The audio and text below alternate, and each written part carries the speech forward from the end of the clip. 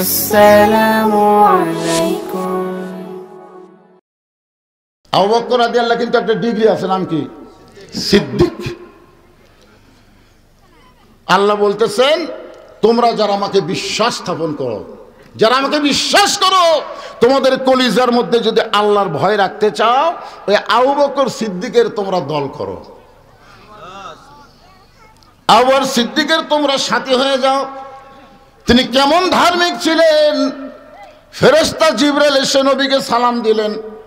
সালাম দেওয়ার পরে বলে, ইয়া রাসূলুল্লাহ, এই সালামটা স্বয়ং আল্লাহ তাআলা আপনাকে দিয়েছে।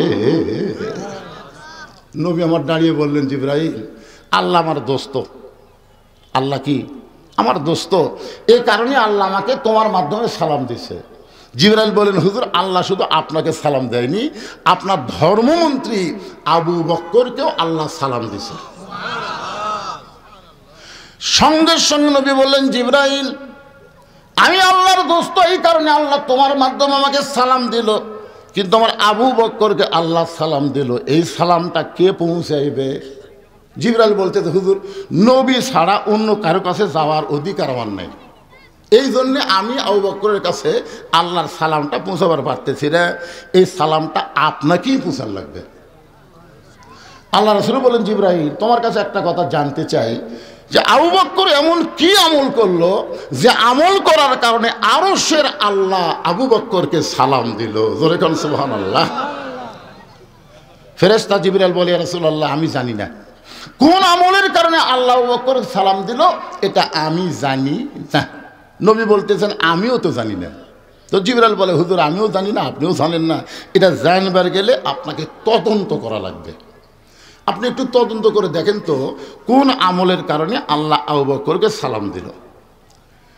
দুনিয়ার সবাই যখন ঘুমায় আছে, এমন সময় আল্লাহ নবী তদন্ত করার জন্য আবু বকরের বাড়ির দিকে রওনা দিলেন। এক সময় আবু বকরের জানলার কাছে নবী কানটা লাগায় শোনেন, ঘরের ভিতরে ছোট বাচ্চার মতো ফুফায়া ফুফায় কাঁদতেছে। রাসূল বলে, আল্লাহ, এই দুনিয়াতে যাকে আপনি 1 নম্বর জান্নাতের সার্টিফিকেট দান করে দিলেন, দুনিয়াতে 10 জনকে জান্নাতের সার্টিফিকেট দেওয়া হয়েছে। খালি মনে করবেন না যে 10 জনই জান্নাতি, তা কিন্তু না, সমস্ত সাহাবীরাই জান্নাতি। জোরে কোন সুবহানাল্লাহ। যাদের নামের পিছনে রাদিয়াল্লাহু তাআলা আনহু আছে, আছে না নাই? সাহাবীদের নাম বলতে আমরা কি বলি? রাদিয়াল্লাহু আনহু। আল্লাহ কোরআনে বলেছেন, রাদিয়াল্লাহু আনহু ওয়া রাদু আন যালিকা লিমান খাশিয়া রাব্বাহ। যাদের পিছনে রাদিয়াল্লাহু শব্দ থাকবে, তারা সকলেই বিনা হিসাবে জান্নাতে যাবে। সুবহানাল্লাহ বলেন। এক সময় ফেরেশতা জিবরাইল এসে নবীকে বললেন, ইয়া রাসূলুল্লাহ, আল্লাহ পাক আমাকে জানাইলো আপনাকে জানানোর জন্য ৭০,০০০ আপনার উম্মতকে আল্লাহ বিনা হিসাবে জান্নাত দিয়ে দিবে। আপনারা সুবহানাল্লাহ করেন, কিন্তু নবী সুবহানাল্লাহ কয় না। নবী সুবহানাল্লাহ কয় না। নবী বলতেছে, জিবরাইল, আল্লাহ ৭০,০০০ ইমানদারকে বিনা হিসাবে জান্নাত দিবে। আমার সাহাবী তো ১৬ লক্ষ। কত? ১৬ লক্ষ। ১,২৫,০০০ আমারই সাহাবী। তাহলে কিয়ামত পর্যন্ত আমার উম্মতের কি হবে? ফেরেশতা জিবরাইল কয়, ইয়া রাসূলুল্লাহ, এই পর্যন্তই তো আল্লাহ আমাকে জানা আছে, আমি তো আর জানি না। তা আল্লাহ তখন ওমরকে বল, রাসূল তখন ওমরকে বলল, ওমর, তোমার কি মনে হয়? ওমর তো চিন্তা করে, আমি তো 2 নম্বরে আছি। জোরে কোন কয় নম্বর? ৭০,০০০ তো বহু পরে, আমি তো আছি 2 নম্বরে। ওমর ফারুক নবীর দিকে তাকায় বললেন, ইয়া রাসূলুল্লাহ, আপনিও যা আমিও তাই। ওস্তাদ যেমন, ছাত্রও তেমন। জোরে কোন সুবহানাল্লাহ। আমরা খালি বাপ হয়ে নামাজ পড়ি, বেটা আড়িয়ার মতো ঘুম পাড়তি, সব ডাক দেই না, মনে করি আমি বাপ জান্নাতে গেলি হই, বাপ বেটার যা হয় হোক।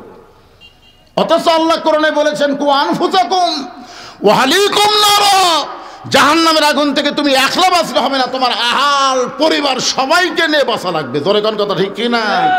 তুমি বাপ নামাজ পড়ো, তুমি দাদা নামাজ পড়ো, অথচ তোমার নাতি নাফের মধ্যে ঘুম পাড়ে, তোমার কিছুই মনে হয় না। তোমাকে জিজ্ঞাসা করা হয়, কি ব্যাপার, আপনি নামাজ পড়েন, আপনার ছেলে? আমার মতন বয়স হোক, পড়বি। নামাজ কি তোমার মতন বয়স হয়ে পড়ার সময়? 7 বছর থেকে নামাজের তালিম দেওয়া লাগবে, 10 বছর থেকে জোর করে ধরার লাগবে। আর তোমার বেটার বয়স এখন 22 বছর, ওই সারাদিন আড়িয়ার মতন ঘরে, আর ফজরের সময় ঘুম পাড়ে, আর তুমি বাবার সামনে কাতার নামাজ পড়া জান্নাতে যাবা, এত সোজা না। আল্লাহ নবী বললেন, জিবরাইল আমার আইন মন্ত্রী যখন বলেছে আমিও যা আপনিও তাই, আপনিও যা আমিও তাই, তাহলে এটা গ্রহণ করা হলো না। যাও আল্লাহর কাছে যাও। ফেরেশতা জিবরাইল বলতেছি, ইয়া রাসূলুল্লাহ, আল্লাহ আপনার নবী তো এই ৭০,০০০ বিনা হিসাবে জান্নাতি গ্রহণ করলো না। নবী তার আইন মন্ত্রীকে বললো, সেও বললো আমিও যা নবীও তাই, মানে নবীও যা আমিও তাই। তা আল্লাহ বলতেছে, আমি তো একবারে লিখে ফেলে দিছি কলম দিয়ে, এইটা তো আর পরিবর্তন করা যায় না। তবে একটা কাজ করো, নবীর কাছে যায় বলো যে প্রত্যেক একজনের ৭০,০০০ করে বিনা হিসাবে তাদেরকে জান্নাতে দেওয়া হবে। জোরে কোন সুবহানাল্লাহ। হিসাব করে দেখেন তো, ৭০,০০০, আবার একজনে যদি ৭০,০০০ হয়, ৭০,০০০ করে এরকম ৭০,০০০ বার ইকুয়ালটি আসবে প্রায় ৪০০ কোটির মতন। সেই হিসাবে আমরাও আশা করতে পারি যে আমরাও হয়তো বিনা হিসাবে জান্নাতি। জোরে কোন সুবহানাল্লাহ। কি নবী পাইছি ভাই, আহারে। আল্লাহ নবী বলেন, আল্লাহ যেই মানুষটা দুনিয়ার ১ নম্বর জান্নাতি, সেই মানুষটা এমন করে কেন কাঁদতেছে, এভাবে কেন কাঁদতেছে? নবী কিছু সময় কান্না শোনার পরে মসজিদ নববীতে চলে গেলেন। ফজরের নামাজের পরে আল্লাহ নবী সাহাবীর দিকে মুখ ঘোরায় দেখলেন আবু বকর সামনে কাতারে নবীর পিছনে নামাজ পড়েছে। আল্লাহ রাসূল বললেন, সাহাবীরা আজকে আবু বকরের সঙ্গে আমার গোপন একটা কথা আছে। এই কথা যেই বলেছে সমস্ত সাহাবীরা দাঁড়ায় গেছে, বলে হুজুর তাহলে আমরা যাই, কারণ গোপন কথা বলবার গেলে তো আমাকে থাকা যাবে না। দেখেন নেতা কাক কয়, ইমাম কাক কয়। আজকে বাংলাদেশের যদি ইমাম বলে মুয়াজ্জিনের সাথে আমার গোপন কথা আছে, তখন মুসলিমরা বলবে তাহলে মুয়াজ্জিন হলে আপনি বাইরে যান, তাই বলবেন না? আপনার গোপন কথা বলবার ছেলে হুজুর আপনি মুয়াজ্জিনগুলো সাইডে চান। কিন্তু সাহাবীরা ইমাম কেমন মানে সবাই দাঁড়ায় বললেন, ইয়া রাসূলুল্লাহ গোপন কথা যখন আবু বকরের সঙ্গে আছে তাহলে আমরা চলে যাই। সমস্ত সাহাবীরা যখন চলে গেলেন, এমন সময় আল্লাহ নবী আবু বকরকে বলেন, আবু বকর সত্য করে বলতে হবে, এমন কি আমল করো যে আমল করার কারণে আরশের আল্লাহ তোমাকে সালাম দেয়। গাছ কাটলে গাছটা যেমন পড়ে যায়, আবু বকর তেমনি মাটিতে পড়ে বলতেছি, ইয়া রাসূলুল্লাহ এই অধমের এমন কোন আমল নাই, এমন কোন আমল আমি করিনি যে আমলের কারণে আল্লাহ আমাকে সালাম দিবে। চিন্তা করছেন, আরশের আল্লাহ সালাম দিছে, আর ওইটা শোনার পরে কাঁদতে কাঁদতে পড়ে গেছে। আর আমাকে একটা এমপি যদি সালাম দেয়, চা খাবার তো গল্প করি, আমার দাম আছে রে, এমপি আমার সালাম দিছে। এমপি মাঝে মধ্যে মোবাইলের মধ্যে শেখ হাসিনা সালাম দিত, ওরকম ঠিক কিনা, সবাইকে দিত, একটা কম্পিউটার রেকর্ড করে রাখতো, এই স্বাধীনতার আগ দিয়ে একটা সালাম দিত যে স্বাধীনতাটা ভালোভাবে সবাই পালন করবে, আসসালামু আলাইকুম আমি প্রধানমন্ত্রী বলতেছি। ওই খালি ওয়ালাইকুম ওয়ালাইকুম করে, কিন্তু কোনো রিপ্লে আসে না। তার মানে কি, ওটা রেকর্ড করে প্রত্যেকটা মোবাইলে দিছে। হায় হায় গল্প করে, প্রধানমন্ত্রী আমাকে সালাম দিছে। তোমার সালাম দিছে ঠিকই, তোমার সালামের উত্তর নিছে, উত্তর নেই।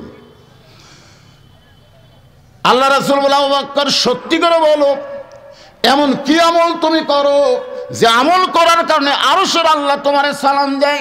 আবু বকর বলে, ইয়া রাসূলুল্লাহ আমি বলতে পারবো না। রাসূল বলেন, জিবরাইলও জানে না, আমি নবীও জানি না, তুমিও বলতে পারবা না, যে তদন্ত করে ধরা পড়েছ। সবাই যখন ঘুম পাড়ে এমন করে তুমি ঘরের মধ্যে কেন কাঁদতেছিলে? আবু বকর বলে, ইয়া রাসূলুল্লাহ তাহাজ্জুদের নামাজের পর ফজরের একটু সময় বাকি আছে, আর ওই সময়ের ভিতরে আমি আল্লাহর মোরাকাবা মুশাহিদায় লিপ্ত হলাম।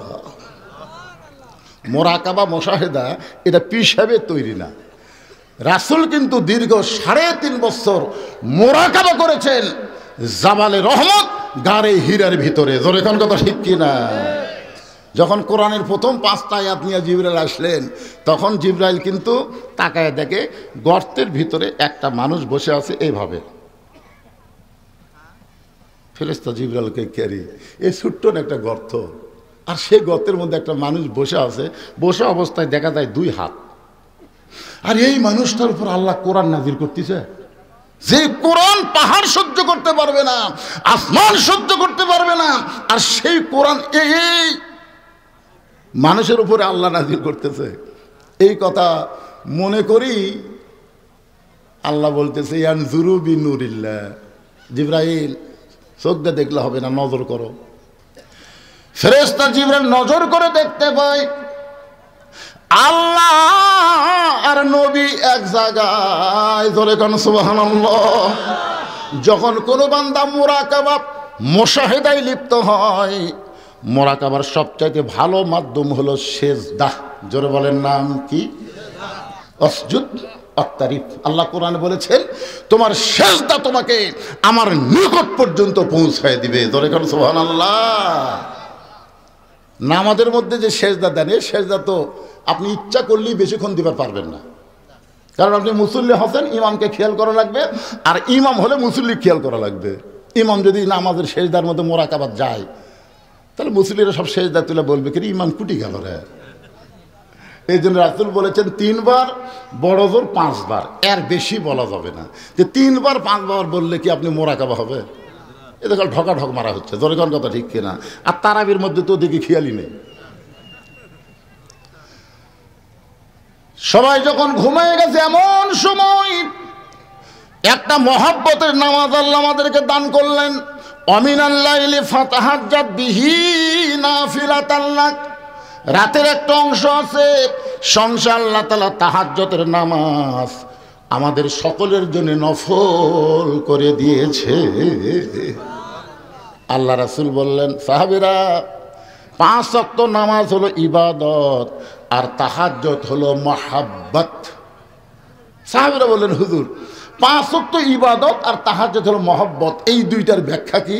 আল্লাহ রাসূল বললেন, ইবাদতের ব্যাখ্যা হলো ইবাদতের মাধ্যমে মানুষ জান্নাত চায়, আর মহব্বতের ব্যাখ্যা হলো মহব্বতের মাধ্যমে মানুষ আল্লাহ চায়। আপনার বলেন তো, আল্লাহ আগে না জান্নাত আগে? আব্দুল কাদের জিলানী বলেছে যে আমাকে যদি আল্লাহ বলে যে আব্দুল কাদের তোমাকে আমি 8টা জান্নাত দিলাম, কিন্তু আমি আল্লাহ তোমার সাথে নেই, আমি আব্দুল কাদের একটাবারও জান্নাতের দিকে পা দিব না, কারণ আল্লাহ যদি আমার সাথে না থাকে আমি জান্নাতের দিকে কি করবো?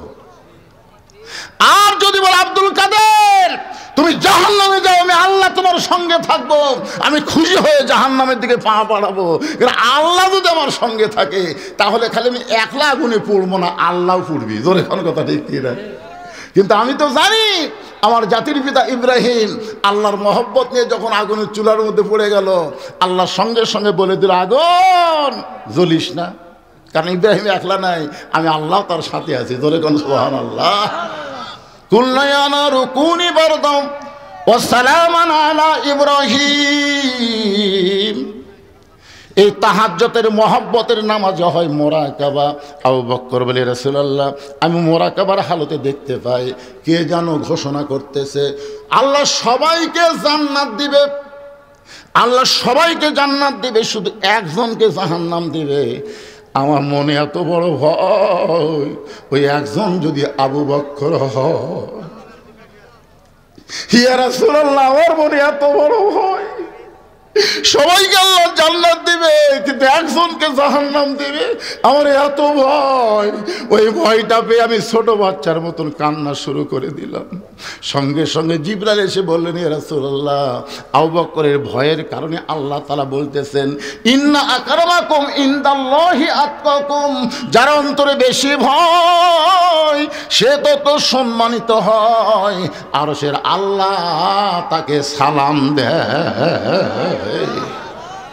এখন বলেন ধর্মমন্ত্রী হিসাবে আবু বকর কেমন?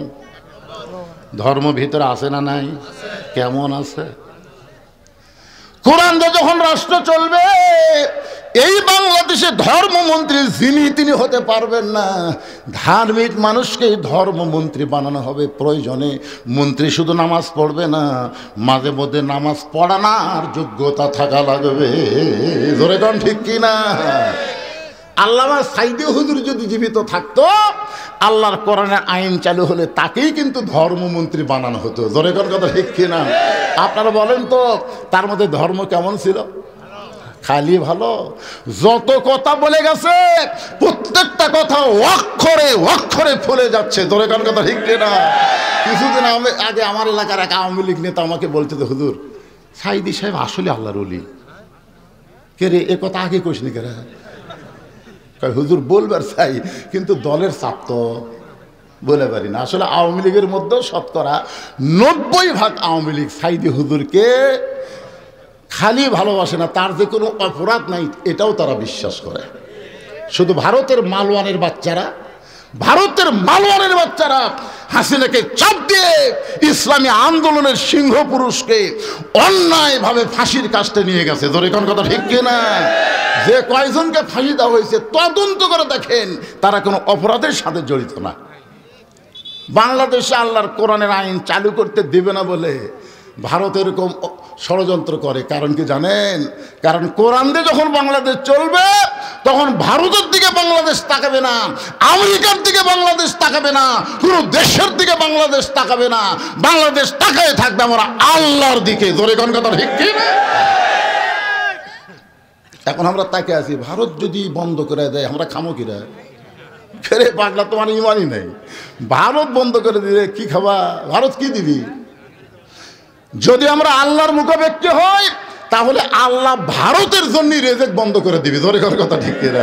যেদিন থেকে ভারত চিনি বন্ধ করছে, আলু বন্ধ করছে, পেঁয়াজ বন্ধ করছে, আপনারা দেখেন তো বাংলাদেশে সেদিন থেকে দাম বাড়িছে না কমিছে? কথা কয় না বাড়ে। তার মানে ওমা মিন দাব্বাতিন ফিল আরদি ইল্লা আলাল্লাহি রিজকুহা। এই আয়াতের ব্যাখ্যা হলো, পৃথিবীতে এমন কোনো বিচরণশীল প্রাণী নাই যার রেজেকের ব্যবস্থা আল্লাহ করেনি। আর আল্লাহ কোরআনে বলেন, ফালিয়াবুদু রাব্ব হাযাল বাইত আল্লাযী আত'আমাহুম মিন জু'ইন ওয়া আমানাহুম মিন খাউফ। আল্লাহু আকবার। আল্লাহ বলতেছেন ওই ঘর মানে কোন ঘর? আল্লাহর কাবা ঘরের মালিকের তোমরা গোলামি করো, নামাজ পড়ো, আমি আল্লাহর সাথে সাথে তোমাদেরকে 2টা পুরস্কার দিব।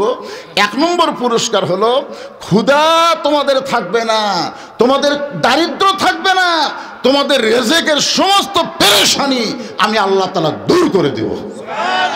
ও আমানাহুম মিন খাউফ। ভারত তোমাদেরকে দখল করবে, আমেরিকা তোমাদেরকে দখল করবে, এই ভয় থেকে আমি আল্লাহ পুরোপুরি তোমাদের নিরাপত্তা দেব। ওদের অ্যাটম বোমা থাকতে পারে, তোমাদের ঈমান থাকবে, ঈমানের কাছে কোনো অস্ত্র কুলাবে না। জোরে বলেন কথা ঠিক কিনা? একটা অস্ত্র কুলাবে না। ঈমানের কাছে অস্ত্র ফুটবি? আরে ওরা ইসরায়েলকে এমন একটা অস্ত্র দিল যে ফিলিস্তিনের ছোট বাচ্চাকে টার্গেট করে গুলি করবা, কোনো সাউন্ড হবি না, বুঝবারই পারবি না। মায়ের কোলে বাচ্চা আছে, মা গুলি লাগবে না, সন্তানকে গুলি লাগে বুক পুড়ে যাবি। আল্লাহ বলে, ও আমেরিকা ইসরায়েলকে সহযোগিতা করে ফিলিস্তিনের বাচ্চাদেরকে পুড়াচ্ছ, আমি আল্লাহ ইচ্ছা করলে গোটা আমেরিকা পুড়াই দেবো। ধরে কোন কথা ঠিক কিনা? আপনার বলেন তো পোড়া শুরু হয়নি? কথা বলেন না, পোড়া শুরু হয়নি? পানি দিয়ে বহু কিছু দিয়ে যখন আগুন থামছে না, তখন মুসলমানের কাছে গিয়ে বলতে দেবে, ভাই তোমরা আজান দাও রে। এই সময় আজান না দিলে আগুন থামবি না। কারণ ঠেলা পড়লে আর অ্যাটম কুলায় না, আর হাইড্রোজেন কুলায় না, আর ভগবান কুলায় না, আর ঈশ্বর কুলায় না, গড কুলায় না, একমাত্র আল্লাহ। ধরে বলেন কথা ঠিক কিনা? আল্লাহর প্রতি পরিপূর্ণ আস্থা এবং বিশ্বাস রেখে এই মুহূর্তে একটা তাকবীর দেওয়া লাগবে। পারবেন আপনারা? লিল্লাহে তাকবীর। আসলে হয়েছে আলহামদুলিল্লাহ। আপনাদের এলাকায় এই সন্ধ্যার সময় মাহফিল করতে ভয় পায়। আপনারা বলেন তো এই সময় মানুষ কম না বেশি? এইবারে এলাকার কোনো মাহফিল হয়নি? হয়েছে না হয়নি? রাতের বেলা মানুষ কেমন হয়েছে?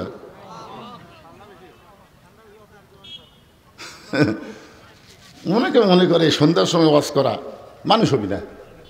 এত মানুষ হয়েছে যে ঠান্ডার দিনে দেখেন সাইড খুলে দেওয়া লাগতেছে। ঠান্ডার দিনে আমরা ওটা কি জন্য দিছি, যেন বাতাস এসে আপনাদের না লাগে, কিন্তু মানুষের ঠেলা এখন সাইড খোলা লাগতেছে। একটু মনোযোগ দিয়ে শোনেন। আল্লাহ রাসূল ডাক দেন ওসমান, মনে আছে না ভুলে গেছেন? তখন ওসমান ছিলেন অর্থমন্ত্রী। রাসূল ওসমান, আল্লাহ তোমাকে এত সম্পদ দান করেছে, আল্লাহ তোমাকে এত সম্পদ দান করেছে, আর তোমার ভাইটা আজকে 3 দিন হলে না খেয়ে আস। কি সম্পদের মালিককে? ওসমানকে রাসূল বললেন, ওসমান আল্লাহ তোমাকে কত সম্পদ দিয়েছে তার হিসাব আছে? ওসমান বললেন, হুজুর আমার সম্পদ রাখার জন্য যে গুদামগুলো আছে, ওই গুদামের তালার চাবি টানতে একটা উট হিমশিম খায়। তালা না, খালি চাবি চাবি, ওই যে তালা লাগানোর পর যে আপনার কি কোন সোরানি কন্যা চাবি খান, এই চাবি টানতে একটা উট হিমশিম খায়, মাঝে মধ্যে বসা যায়। তো রাসূল বললেন, ওসমান আল্লাহ যদি তোমার এই সকল সম্পত্তি ফেরত চায় তুমি কি দিবা? ওসমান সাথে সাথে ওই যে চাবি বহন করা উটটা এনে রাসূলের হাতে দিয়ে বলেন, ইয়া রাসূলুল্লাহ শুধু সম্পদ না, এই উটটাও দিয়ে দিলেন। দিয়ে দিলাম, কারণ চাহিবা মাত্র ওহার বাহককে দিতে বাধ্য থাকিব। জোরে খান কথা ঠিক কিনা? টাকার উপর লেখা আছে না নাই? বাহক আসলে কে? চাহিবা মাত্র আর বাহককে দিতে বাধ্য থাকিব। ওসমান আল্লাহ নবীর সামনে উটের রশি দিয়ে বলে, ইয়া রাসূলুল্লাহ আজ থেকে আমার কোনো টেনশন নাই, কোনো টেনশন নাই, কারণ আল্লাহর সম্পদ আল্লাহ দিয়া আমি একেবারে ফ্রি হয়ে গেলাম। রাসূল খালি আসমানের দিকে তাকায় আছে। আল্লাহ বলার সঙ্গে সঙ্গে ওসমান সব আমার হাতে তুলে দিল। আপনি ওসমানকে কি দিবেন? আল্লাহ বলে, হাবিব আমার গানি ডিগ্রি আমি ওসমানকে দিয়া দিলাম।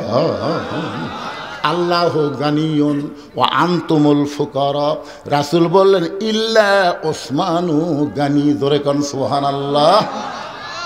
সে ওসমানকে রাসূল বলতেছেন, আল্লাহ তোমাকে এত সম্পদ দান করেছে, আর তোমার ভাই 3 দিন হলে না খেয়ে আছে, তুমি কি পারবা না তোমার ভাইয়ের বাড়িতে খাবার পৌঁছা দিতে?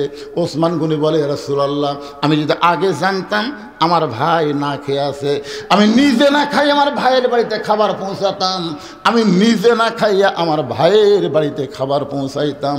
আল্লাহ রাসূল বলেন, সাহাবীরা আজকের মতো নামাজ শুরু করে দিব।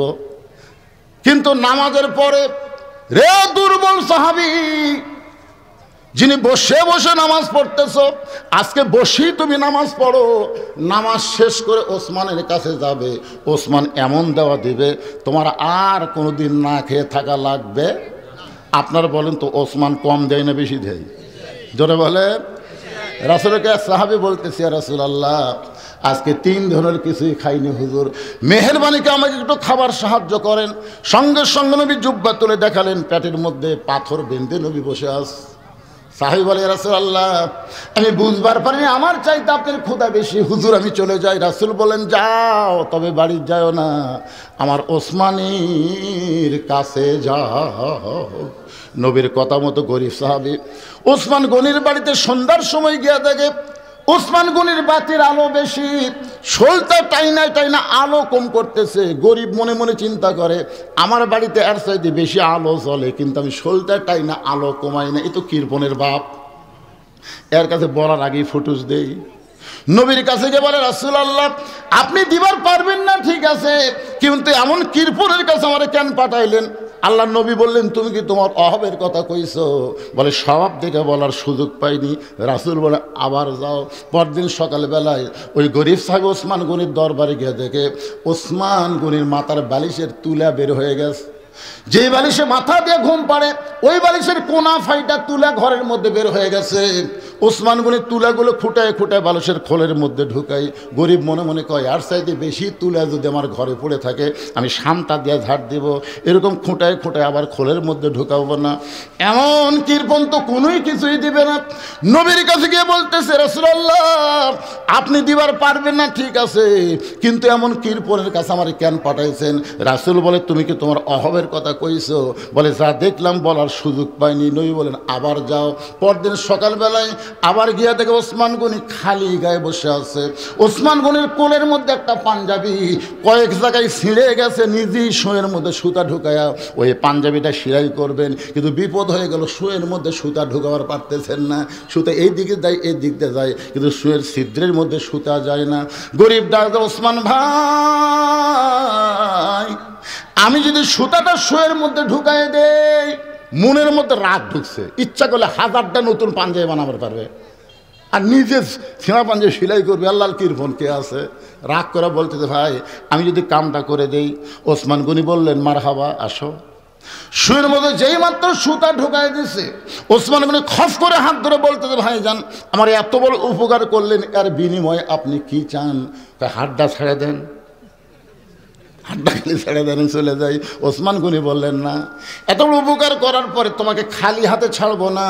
ম্যানেজার দৌড়ে এসে বলে হুজুর আমারে ডাকলেন, আমার এই ভাই শোয়ের মধ্যে সুতা ঢুকায়া আমার ছেঁড়া পাঞ্জাবি সেলাই করার সুযোগ করে দিল, এর বিনিময়ে একে 100টা উট দিয়া দাও। গরিব বলে হুজুর আপনি কি বলেন? সামান্য শুয়ের মধ্যে সুতা ঢুকাইলে আপনি 100 উট দিবেন? ওসমান গরিব বলে ম্যানেজার আমার এই ভাইকে তুমি 200 উট দিয়া দাও। গরিব বলে হুজুর আপনি কি বলেন? সামান্য শুয়ের মধ্যে সুতা ঢুকাইলে আপনি 200 উট দিবেন। ওসমান বলে ম্যানেজার ওই ফার্মে কত উট আছে? বলে 2000-এর বেশি। বলে সব আমার ভাইকে দিয়া দাও। গরিব বলে হুজুর আর বাড়াবেন না, আর বাড়াবেন না। সামান্য শুয়ের মধ্যে সুতা ঢুকাইলে যদি আপনার আমাকে 2000 উট দেন, তাহলে পরপর 3 বার কি দেখলাম? বলে কি দেখছো তুমি? প্রথম দেখলাম আলো, বেশি আলো কমাইতেছেন, তারপরে দেখলাম বালুচ ফাইটা তুলে পড়ে গেছে, ওই তুলে খোটায় খোটায় বালুচের মধ্যে ঢুকালেন, তারপরে দেখলাম ছিঁড়া পাঞ্জাবি সেলাই করবেন, কিন্তু শুয়ের মধ্যে সুতা ঢোকাবার পারতেছেন না। ওসমান গনি মুচকি মুচকি হাসার বলে ভাই তুমি 3 বার যেইটা দেখছো এর নাম হলো দুনিয়া। বাল তুসিরুনাল হায়াতাদ দুনিয়া ওয়াল আখিরাতু খায়রুন ওয়া আবকা। তুমি 3 বার যেটা দেখছো তার নাম হলো দুনিয়া, আর তোমাকে যেইটা দিলাম তার নাম হলো আখিরাত। এই দুনিয়াতে আলোর দরকার ওসমানের নাই, এই দুনিয়াতে আরামের বালিশের দরকার ওসমানের নাই, এই দুনিয়াতে ভালো পাঞ্জাবির দরকার ওসমানের নাই। ওসমান হলো আখিরাতের কাঙ্গাল। তোমাকে 2000 উট দিয়া আল্লাহ যেন ওসমানকে আখিরাতে দেয়। লিল্লাহে তাকবীর। ওসমান যদি আখিরাতের কাঙ্গাল হয়, অর্থমন্ত্রী হয়ে আমার সামনে বসে যারা ওয়াজ শুনতেছেন, যারা দাঁড়িয়ে আছেন, আপনারা কিসের কাঙ্গাল? দুনিয়া না আখিরাত? কারা কারা আখিরাতের কাঙ্গাল? 2 হাত তুলে আমার আল্লাহকে একটু দেখান। লিল্লাহে তাকবীর। যারা হাত তুলে আল্লাহরে দেখাইছেন আখিরাতের জন্য, এই দোহার মাদ্রাসায় আপনাদের কিছু দেওয়া লাগবে। ব্যাগ যাবে, রুমাল যাবে, যে যা পারবেন আখিরাতের কাঙ্গাল মনে করে দিবেন। আপনি যদি দেখেন 500 টাকা আছে, 2000 টাকা আছে, 1000 টাকা আছে, 10 টাকা আছে, আপনি যদি 10 টাকা দেন তাহলে বোঝা গেল আপনি দুনিয়ার কাঙ্গাল, আখিরাতের না। এই জন্যে ছোটো মোটো বাদ দা ভালো একটা বড় নোট বের করে গামছার মধ্যে দিবেন। আর এই গামছা আদায় করতে 5 মিনিট টাইম লাগে। এই 5 মিনিটের মধ্যে যারা 5000, 10000, 2000, 1000 যারা দিবেন, আমি আমার হাতে দিবেন। 1000, 2000 গামছার মধ্যে দিয়েন না, একটু হাতে দেন। মাশাআল্লাহ বলার সঙ্গে সঙ্গে একজন আল্লাহর বান্দা 500 টাকা দান করেছে। আল্লাহ দানকে কবুল করেন। যে নিয়তে দান করলো আল্লাহ নেক নিয়ত নেক আশা পুরা করেন। জোরে বলি আল্লাহুম্মা আমিন। এইগুলো কি মাদ্রাসা ছাত্র? এদের হাতে একটা ব্যাগ দিয়ে পারেনি, ব্যাগ দিলে তো ভালো হতো। এরা গামছা ধরে 1/2 টাকা তুলবে, 1/2 ফেলে দিবি রে বা। এ ধরো ধরো, তোমার জুব্বা ধরো না কেন? এই গামছা ধরার চাইতে জুব্বা এভাবে ধরাই ভালো। মাশাআল্লাহ মাশাআল্লাহ। কত আছে বাবজান? মাদ্রাসার সাবেক ক্যাশিয়ার 1000 টাকা নগদে দান করেছে। এই বর্তমান ক্যাশিয়ার কুটিরে সাবেক ক্যাশিয়ার দিল, বর্তমানে মনে হচ্ছে না। বর্তমান ক্যাশিয়ার আসেন, 1000 টাকা দান করেছে, আল্লাহ কবুল করেন। আরেকজন 500 টাকা মাদ্রাসায় দান করছে, আল্লাহ কবুল করেন। আরেকজন 500 টাকা দান করেছে, আল্লাহ কবুল করেন। আমি একটা আপনাদের সুযোগ দিয়ে দিলাম, যাদের বাপ মা কবরে গেছে, বাপ মাকে কবর জান্নাত বানানোর জন্য কোরআন শরীফ বাবদ 500 টাকা দান করবেন। আপনি 500 দেওয়া মাত্র একটা কোরআন দানের, ওয়ালাইকুম আসসালাম, কোরআন দেওয়ারা সোয়াব আল্লাহ আপনার বাপ মার কবরে দিবে। যাদের পকেটে 500 আছে একটু দিয়ে দেন, একটা কোরআন দানের সোয়াব পাবেন এই মাদ্রাসায়। এই মাদ্রাসার ছাত্রদের হাতে একটা কোরআন দিলে যে সোয়াব আপনি জানেন না। মাশাআল্লাহ, কোরআন বাবদ আল্লাহ তোমার একজন বান্দা 500 টাকা দান করেছে, আল্লাহ কবুল করেন। আরেকজন কোরআন শরীফ বাবদ 500 টাকা দান করছে, আল্লাহ কবুল করেন। আরেকজন কোরআন বাবদ 500 টাকা দান করছে, আল্লাহ কবুল করেন। এগুলো ঠিক মতো আদায় হচ্ছে? একটা অভিজ্ঞ ছেলেদেরকে আপনি দিতে পারেন না? এ ছোটো ছোটো বাচ্চারা কাছে এরা কি তুলবে আল্লাহ ভালো জানে রে। ওয়ালাইকুম আসসালাম। জি আলহামদুলিল্লাহ। আব্বা মারা গেছে, বাবার জন্য কোরআন শরীফ বাবদ 500 টাকা দান করেছে, আল্লাহ বাবার কবরকে জান্নাতের টুকরা বানায় দেন। আরেকজন দান করেছে কোরআন শরীফ বাবদ 500 টাকা, আল্লাহ দানকে কবুল করেন, আল্লাহুম্মা আমিন। আরেকজন কোরআন, জি শাশুড়ি তার বাপ মায়ের জন্য 2টা কোরআন শরীফ বাবদ 1000 টাকা দান করেছে। আপনার শাশুড়ির নাম রাখুন, রাহেলা নামে আমার মা 1000 টাকা 2টা কোরআন শরীফ বাবদ দান করেছে, আল্লাহ কবুল করেন। আর একজন 100 টাকা দান করেছে, আল্লাহ কবুল করেন। আর একজন কোরআন শরীফ বাবদ 500 টাকা দান করেছে, আল্লাহ কবুল করেন। আল্লাহ ছোট একটা বাচ্চার হাতে 100 টাকা দান করেছে, আল্লাহ কবুল করেন। আর একজন কোরআন বাবদ 500 টাকা দান করেছে, আল্লাহ কবুল করেন। আব্বা মা অসুস্থ, সুস্থতার জন্য কোরআন বাবদ 500 টাকা দান করেছে, আল্লাহ কবুল করেন। আর একজন 100 টাকা দান করেছে, আল্লাহ কবুল করেন। আর একজন কোরআন শরীফ বাবদ 500 টাকা দান করছে, আল্লাহ আপনি কবুল করেন। আর একজন কোরআন বাবদ 500 টাকা দান করছে, আল্লাহ কবুল করেন। আর একজন আল্লাহর বান্দা 2টা কোরআন শরীফ বাবদ 1000 টাকা দান করলো, আল্লাহ দানকে কবুল করেন। আল্লাহ। আর একজন কে মারা গেছে? বাপ মা 2জনই মারা গেছে। দেখেন মুখটার দিকে তাকায়, কত করুণ অবস্থা। বাপ মা যার দুনিয়াতে নাই তার কেউ নাই রে, তার আপন বলতে কেউ নাই। আজকে বাপ মা 2জনই কবরে চলে গেছে, কোরআন শরীফ বাবদ 500 টাকা দান করলো, আল্লাহ বাপ মার কবরকে জান্নাতে টুকরা বানায় দেন। জোরে বলে আল্লাহুম্মা আমিন। এগুলোকে আপনার মাদ্রাসার ছাত্র নিকে যে মাঝখানে যাচ্ছে, হ্যাঁ তারা উঠলো কেন? এরা কিভাবে কালেকশন করতেছে? কালেকশন হবে না। এই হাজার হাজার লোক হাত তুললো গামছা ব্যাগের মধ্যে টাকা দেওয়ার জন্য। ওসমান গনির সাথে জান্নাতে যাবে। চালাক হবে রে, বোকা হবে না, আখিরাতকে প্রাধান্য দিবে, দুনিয়াকে দিবে না। ধরে এখন কথা শিখছে না, তো টাকাগুলোতে লিবার পারলো না। আর একজন কোরআন শরীফ বাবদ 500 টাকা দান করেছে, আল্লাহ দানকে কবুল করেন, আল্লাহ নেক নিয়ত নেক আশা পুরা করেন। সকলে বলে আল্লাহুম্মা আমিন। এই মাদ্রাসার বর্তমান কমিটির সভাপতিকে তা আসে না কেন? সেগুলো কখন দিবে? না আদায় করছেন আগেই? না, কোনো আদায় করেননি। মাদ্রাসার সভাপতি, সহসভাপতি, সেইটারি, কেশিয়ার, এরা কেউ ধার দেয় নাই। এরা গেল কোন জায়গায় রে? বিজ্ঞাপনের সময় দিছে রাত্রি 8:30 পর্যন্ত। ধরে কোন কথা ঠিক কিনা? 8:30 পর্যন্ত মাহফিল হবে। এখন বাজে কয়টা? মা বাবার জন্য সাহেবের লেখেন। এখন ধান দান করেছে, আল্লাহ কবুল করেন। আর একজন কোরআন শরীফ 500 টাকা দান করছে, আল্লাহ কবুল করেন। কি দেখো আজকের মাশাআল্লাহ মাইকটাও যেমন সুন্দর, ডেকোরেটর মাশাআল্লাহ খুব সুন্দর। মালিক দিল 500 টাকা কোরআন শরীফ বাবদ, আল্লাহ দানকে কবুল করেন, আল্লাহুম্মা আমিন। এই গোটাল মাহফিল মিলে না টাকা তো ভালোই আছে বাড়া। হ্যাঁ মাশাআল্লাহ। না রে, এরা তো কাম ভালোই করছে। আমার জিয়া ভাই বলতেছে তবরক আছে রে, 1.5 মণ গোস্ত দিয়া বিরিয়ানি পাক করছে ভাই, খালি খালি হয়। দেখছেন আল্লাহু আকবার কয়? কি দেখছেন? তবরকের কথা শুনে আল্লাহু আকবার। এই এখানে এইভাবে টাকা গণলে হবে না।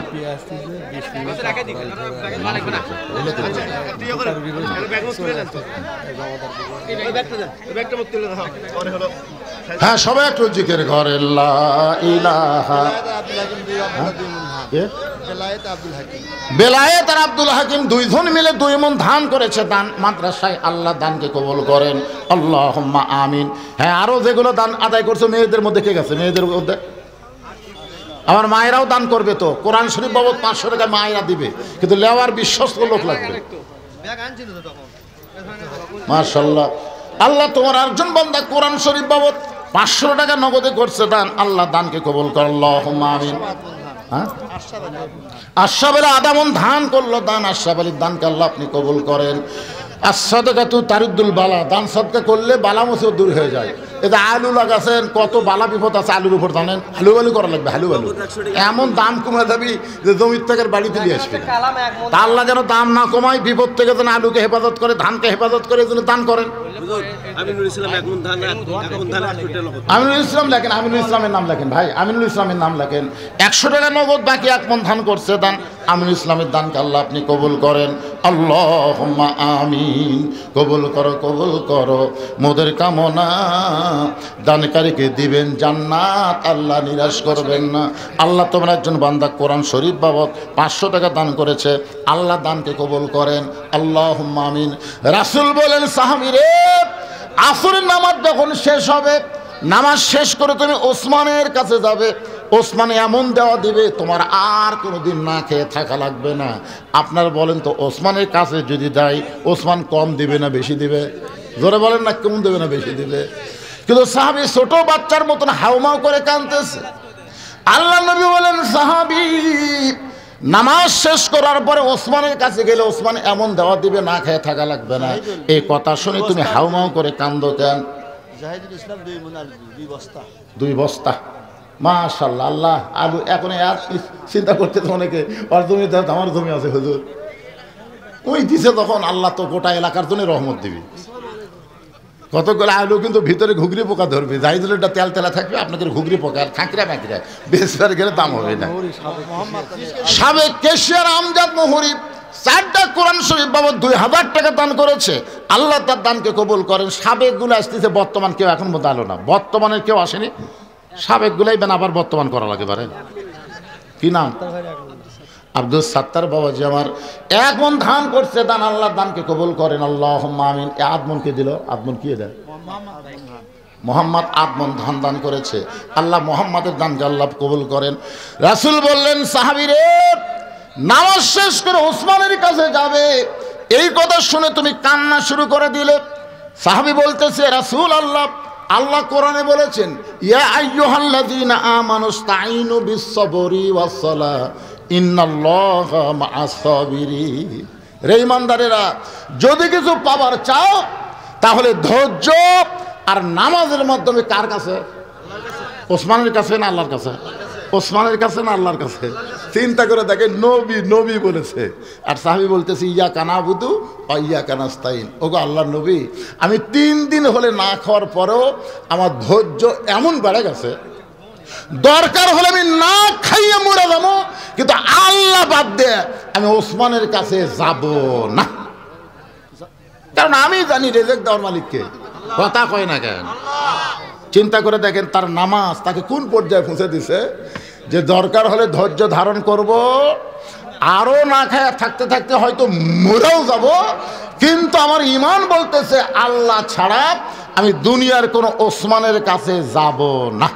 ঢাকা মুন্সিগঞ্জের লোক আছে 1000 টাকা দান। মাশাআল্লাহ, ঢাকা মুন্সিগঞ্জের একজন লোক 2টা কোরআন শরীফ বাবদ 1000 টাকা দান করলো, আল্লাহ তার দানকে কবুল করেন। আল্লাহুম্মা আমিন। এইবারে বর্তমান খেপিছে রে, 1 2 3 4 5 5100 টাকা, 10টা কোরআন শরীফ বাবদ 5100 টাকা দান। আল্লাহ বর্তমান কেশিয়ারের দানকে কবুল করেন, ওসমান গনি রাদিয়াল্লাহর সঙ্গে কবুল করেন। জোরে কোন আমিন। জামাল 1 মণ ধান, মোহাম্মদের 1 মণ ধান দান করছে, আল্লাহ কবুল করেন। আল্লাহ আমাদের মধ্যে বরকত দেন। আল্লাহ আল্লাহ, যারাই তোমার নবীর এতিম মাদ্রাসায় দান করতেছে, মাদ্রাসা বন্ধ হয়ে যায়, কেন যে হয় আমি জানি না। দোহার মাদ্রাসা, আমি যখন বক্তাই হইনি, যখন বক্তা হইনি আলপনা দরবার শরীফ থেকে আমাকে 2-3 নম্বর, একবার আমি এমনি আইছিলাম, খালি খালি বক্তা না, সেই পুরানা মাদ্রাসা মাঝে মধ্যে বন্ধ হয় কেন?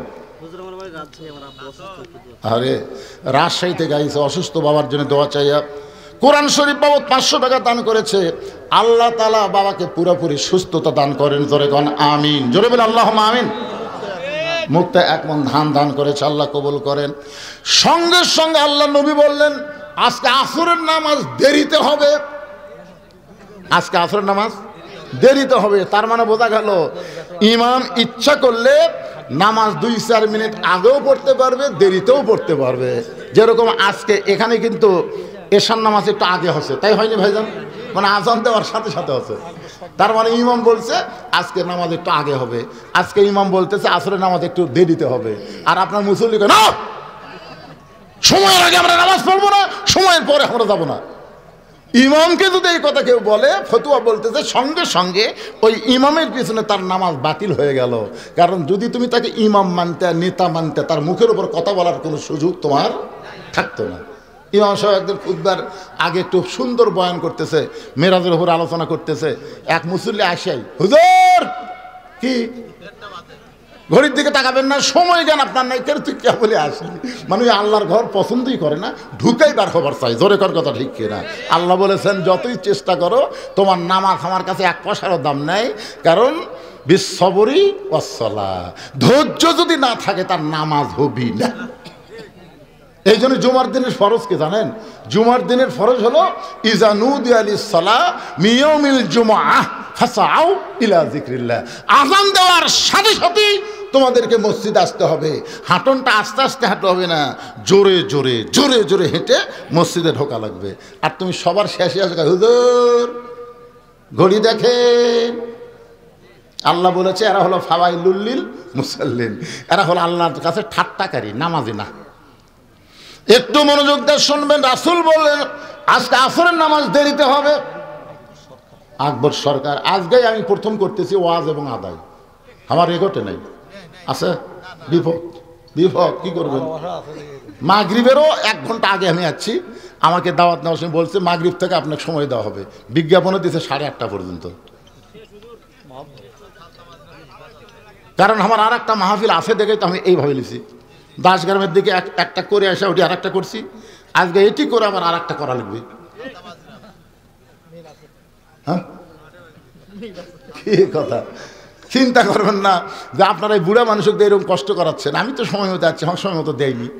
চেয়ারম্যানের মুখের দিকে চাই, ভাই বলেছে আমি 9টার আগে আপনাকে ছুটি দেব, এখন আস্তে আস্তে ঘড়ি খুঁটি যাচ্ছে। এই 9টার আগে মানে বোঝেন?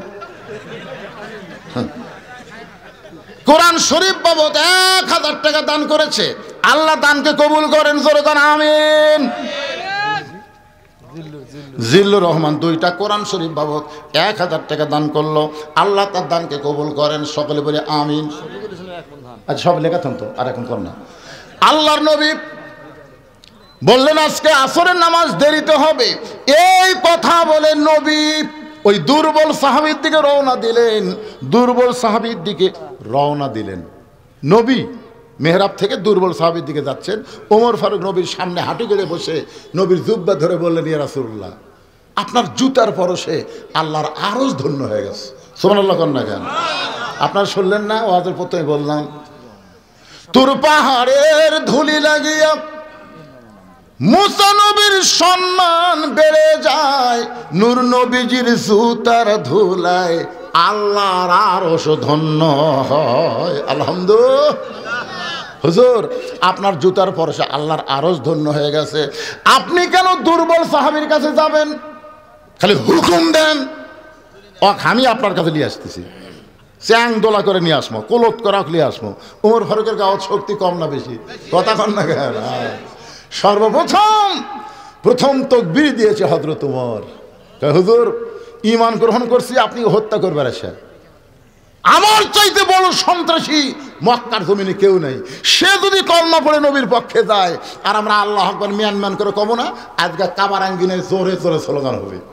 উমর সবার আগে যায় জোরে স্লোগান দিতে, আবু জেহেল উতবা সাইবার পাতলা পায়খানা হচ্ছে, ফের হায় হায় হায় তাক মারার জন্য পাঠালাম, আসে কি করতেছে? এখন জোরে তাকবীর দিলে আবু জেহেল উতবা সাইবা থাকবার পারে? কারণ শয়তানও দৌড়ায়, যার মধ্যে শয়তান আছে সেও ভয় পায়। বাংলাদেশে 15.5 বছর ওই দলের লোকেরা কিন্তু তাকবীর দিবার দেয়নি, জোরে কোন ঠিক কিনা? দিবার গেলি হুজুর ভাই এখন কি কয় রে, লিল্লাহি তাকবীর। আল্লাহ রাসূল বলেন ওমর শুধু দুর্বল সাহাবীকে তাকায় দেখো না, শুধু দুর্বল তাকায় দেখো না, আমি নবী কি জন্য যাচ্ছি তুমি বুঝবার পারতেছো না। নবী তাকায় দেখে পিছনে একজন সাহাবী দাঁড়ায় আছে। রাসূল বলেন এজলেস, বসো বসো। সাহাবী বলতে হুজুর আমি একটা রাখাল সাহাবী, আপনার পিছনে এসে নামাজ পড়তে দেরি হয়ে যায়, কারণ উট দুম্বা চলাতে চলাতে যে আজান শুনি দৌড় দেই, আসা দেখি মসজিদ ভরে গেছে, বারান্দা ভরে গেছে, এখানে শেষ কাতারে আপনার ভিতরে নামাজ পড়লাম। তো আসরের নামাজের পর আপনি যখন কিছু বলতেছিলেন আমি দূরে বসেও শুনবার পাই, কিন্তু আপনার পবিত্র চেহারা ঠিক মতো দেখবার পাই না। এই জন্য হুজুর একটু দাঁড়িয়ে আপনার সোনার চেহারা দেখে আমার কলিজা ভরে যাচ্ছে হুজুর। এই কথা রাখাল যেই বলেছে, রাসূল বলাই তোর মাঝখানে রাস্তা করে দাও, মাঝখানে রাস্তা করে দাও। সমস্ত সাহাবী নড়ে সরে রাস্তা করে চিন্তা করতেছে আল্লাহর নবী হয়তো রাখালকে বলবেন আয় আয়, কিন্তু নবী রাখালকে না ডাক দিয়ে বরং নবী রাখালের কাছে গিয়ে কপালে একটা চুমু দিয়ে বুকের মধ্যে নিলেন। এই হাদিসটা ইমাম মালিক চয়ন করে বলতেছেন, পৃথিবীর যেখানেই তুমি থাকো না কেন, তুমি যদি নবীর দরুদ বেশি বেশি আমল করো, নবীর সুন্নত আদর্শ যদি গ্রহণ করো, নবীর প্রেম যদি তোমার কলিজার মধ্যে থাকে, তোমাকে মদিনায় যাওয়া লাগবে না, মদিনার নবী তোমার ভাঙ্গা বাড়িতে এসে দেখা দিবে। ওমর দুই চোখ দিয়ে শুধু দুর্বল সাহাবী তাকায় দেখো, একবার নজর করো, ইত্তাকু ফিরাসাতাল মুমিনিনা ফাইন্নাহু ইয়ানজুরু বিনুরিল্লাহ। ওমর ফারুক দুই চোখ বন্ধ করে তাকায় দেখে ওই সাহাবীর ভিতরে এমন একটা পাওয়ার, যে পাওয়ারে কাঁপতে কাঁপতে ওমর ফারুক পড়ে গেলেন। সাহাবীরা বলল ইয়া রাসূলুল্লাহ, ওমর ফারুক পড়ে গেল, আমরা কি তার হুঁশ ফেরাবো? রাসূল বলেন নিজে নিজে হুঁশ ফিরে পাবে। এক সময় ওমর ফারুক হুঁশ ফিরে পেলেন। রাসূল বলেন ওমর, তোমার মতন শক্তিশালী মানুষ যাকে চ্যাং দোলা করে আমার কাছে নিয়ে আসবার চাইলা, তার দিকে তাকায় তুমি এভাবে কাঁপতে কাঁপতে পড়ে গেলে। ওমর ফারুক বলে রাসূলুল্লাহ, আমি নজর করে দেখি ওই দুর্বল সাহাবীর ইমানের পাওয়ার এত বেশি। রাসূল বললেন কত বেশি? ওমর ফারুক বললেন আসমানের সূর্যকে যদি মেঘের মধ্যে লুকিয়ে দেওয়া হয়, আর ওই দুর্বলের ইমান যদি সূর্য ওই জায়গায় দেওয়া হয়, ওই সূর্যের চাইতেও বেশি আলো হবে। আর এই পাওয়ারটাই কেবলমাত্র নামাজের মাধ্যমে অর্জন হবে। কার মাধ্যমে হবে? ইন্না সালাতা তানহা আনিল ফাহশাই ওয়াল মুনকার। একমাত্র নামাজই পারে মানুষকে যাবতীয় খারাপি ফাহিশা থেকে বাঁচাই দিতে।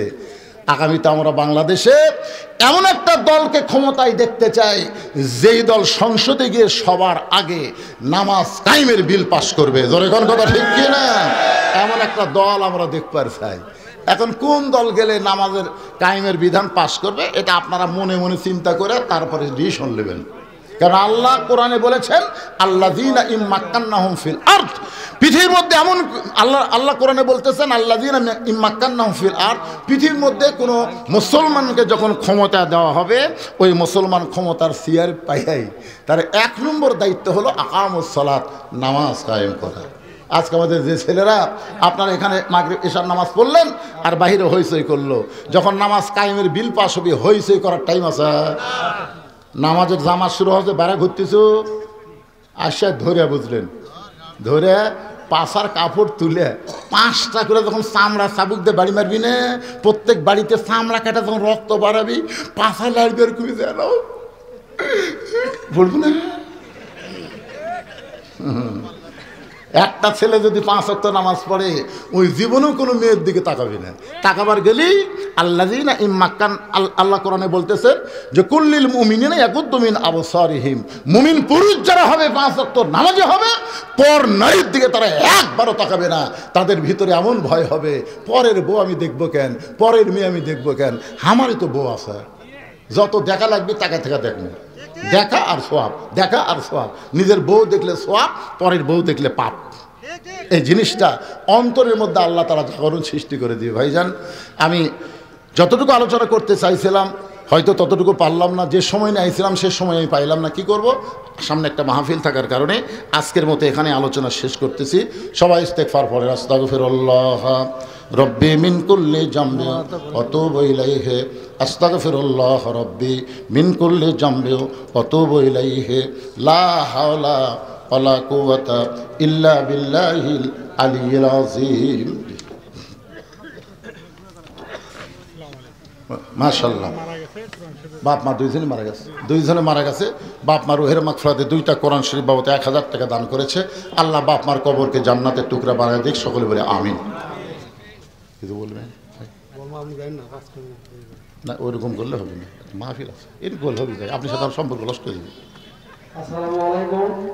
আসলে আমি একজন প্রতিনিধি, কিন্তু আমি উভয় সংকটে পড়ে গেছি। মোশারফ ভাই ফোন করে বলতেছে আমি কুন্দর, আর হুজুর বলতেছে আমি ওয়াজ করে খাজা মাঝরাম যাবো।